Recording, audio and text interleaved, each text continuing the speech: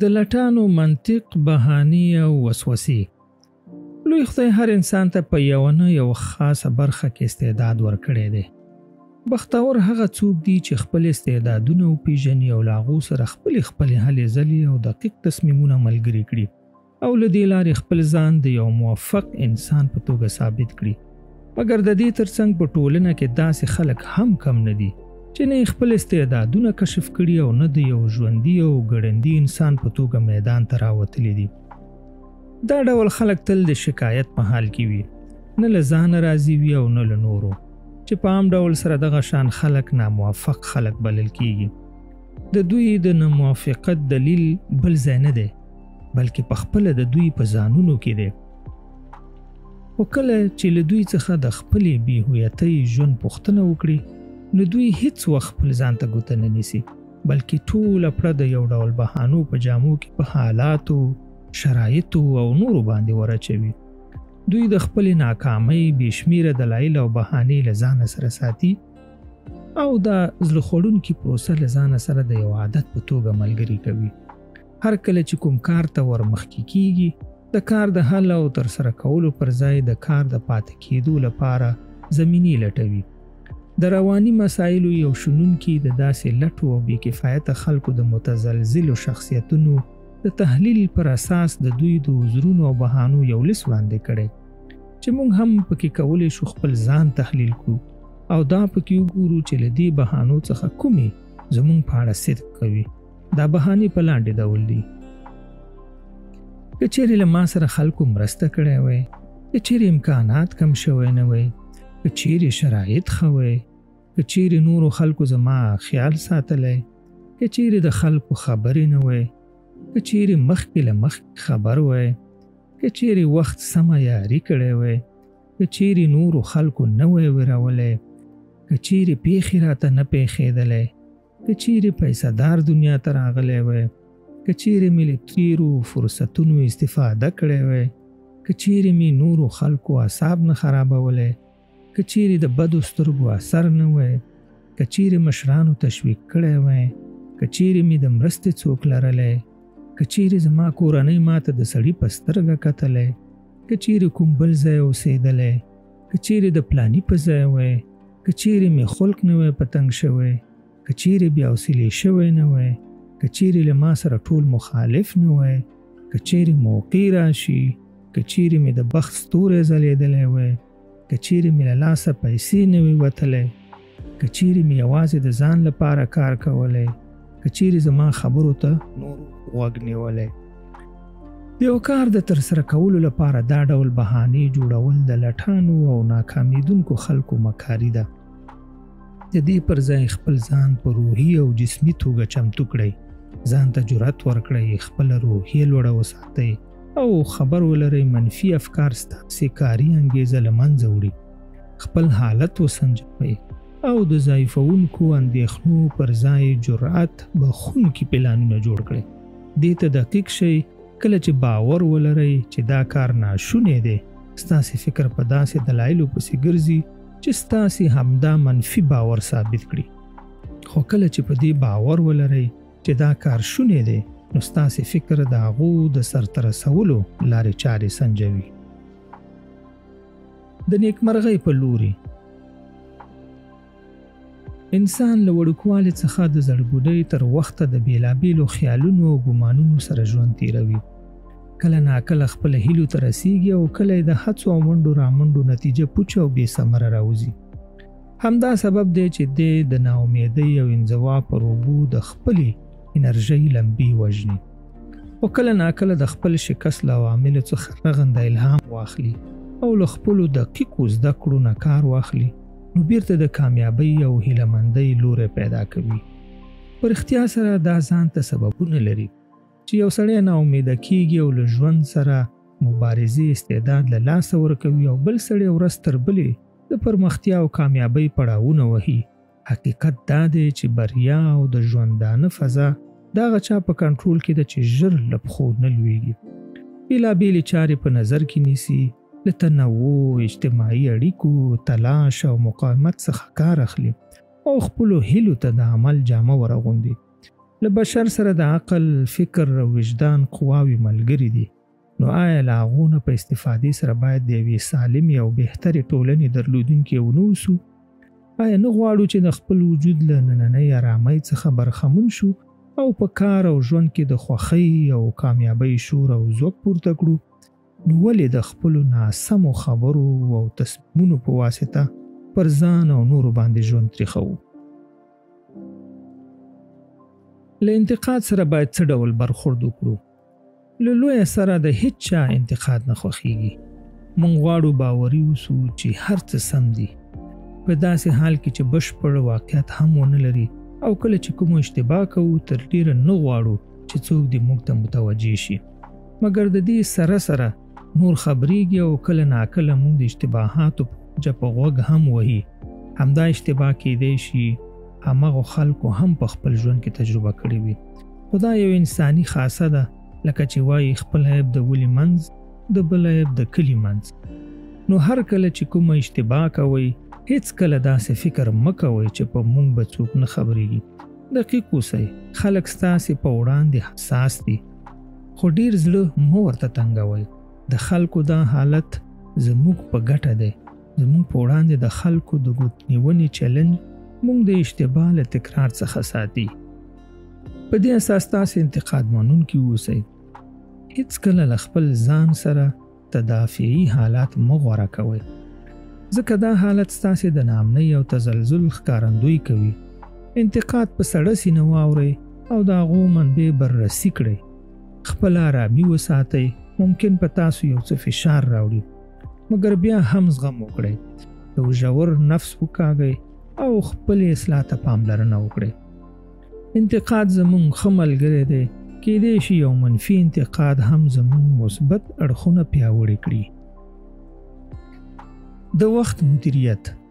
خپل وخت څنګه مدیریت کړو؟ وخت یو معما ده.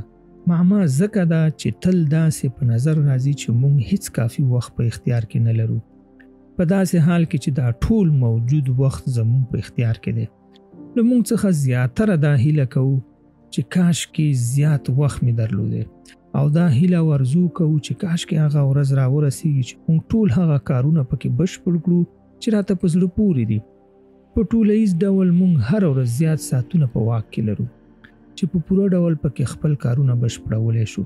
په دې ترتیب د وخت د کموالي مسله نه ده، بلکې مشکل دا دی چې موږ څه ډول وخت په خپله ګټه تغیرولی شو. له وخت څخه د مناسبې ګټې اخیستنې په موخه باید خپل کارونه او ساعتونه سره وسنجو او د یو ښه اټکل له مخې پر مخ ولاړ شو. په ژوند او چارو کې معمولا تشویش هلته منځته راځي د ترسره کولو لپاره ډیر کارونه ولرو، مګر د هغو د اجرا لپاره کافي وخت ونه لرو. له دې حال څخه د وتلو لارې چارې باید ولټو.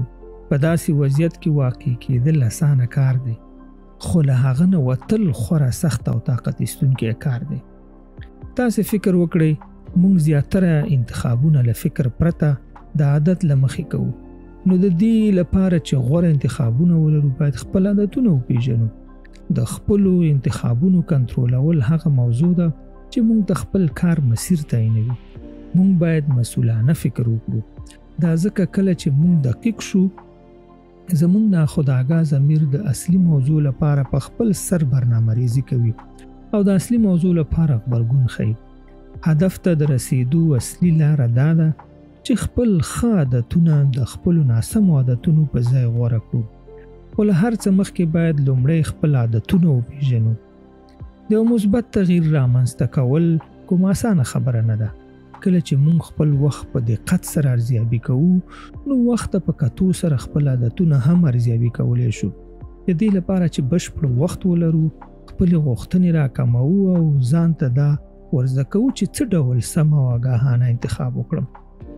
د وخت سم مدیریت یوازې د یوې موضوع لپاره پکار نه دی، بلکې د ټول ژوند لپاره پکار دی. د وخت تیریدل یعنی د ژوند تیریدل، د وخت بې ځایه تیرول یعنی د ژوند بې ځایه له لاسه وتل.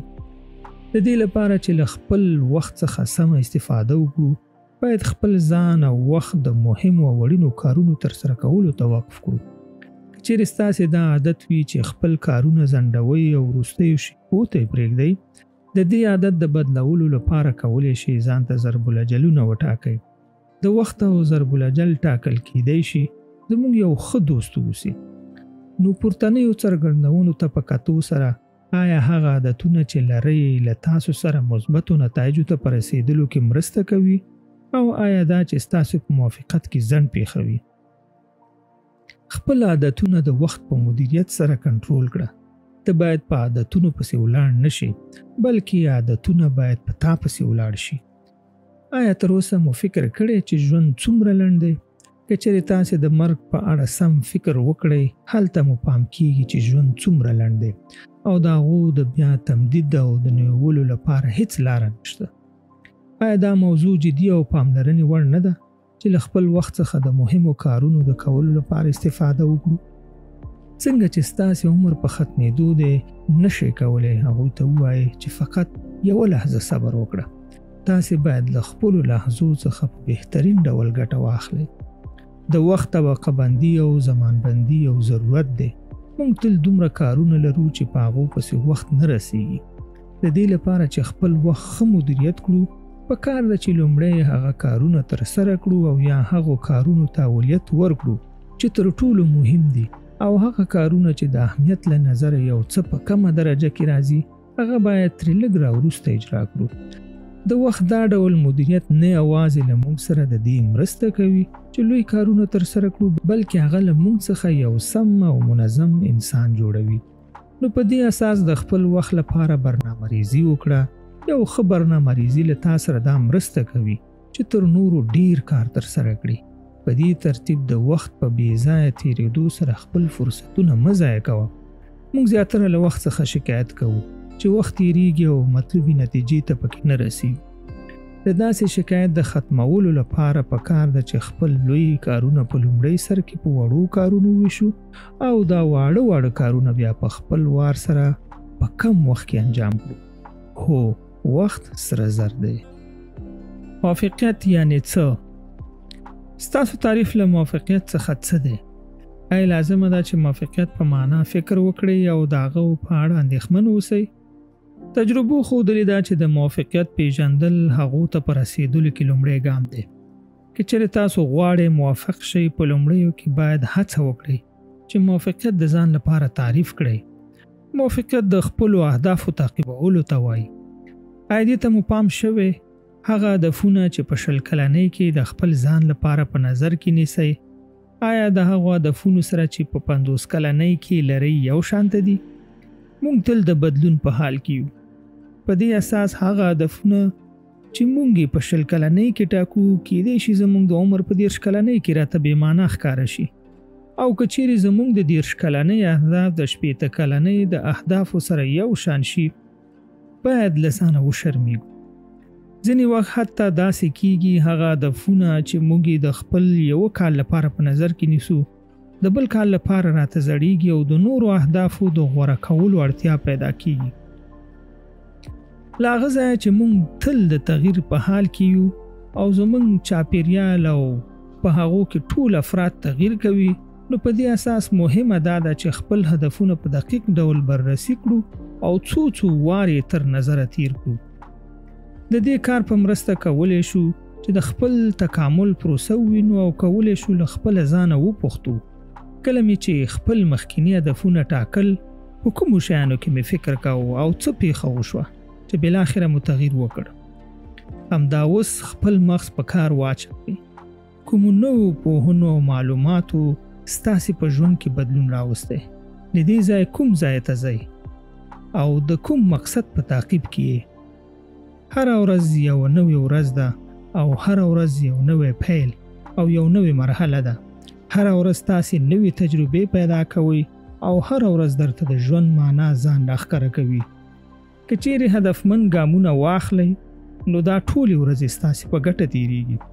تاسې پوهیږئ د یو هدف مشخصول د هغو د پیل یوازینۍ نقطه ده مګر زموږ ناکامي دا وي چې د خپل کار په نیمایي کې مایوسه شو او خپل هدفونه په یو ډول لاسته نه راتلونکو خوبونو باندې بدل کړو.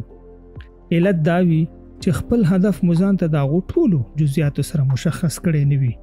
په داسې حال کې له خپله ځانه وپوښتئ د دغو هدف لاسته راوړل ولې زما لپاره مهم دی. که دا هدف لاسته راوړم څه به زما په نصیب شي او که یې رانوړم څه به له لاسه ورکړم. په دې خبر اوسئ هر څومره چې ستاسې انګیزه لویه وي او غوښتنه مو شدیده وي، په همغه اندازه د خپل هدف د لاسته راوړلو لپاره هڅه او تلاش کوئ.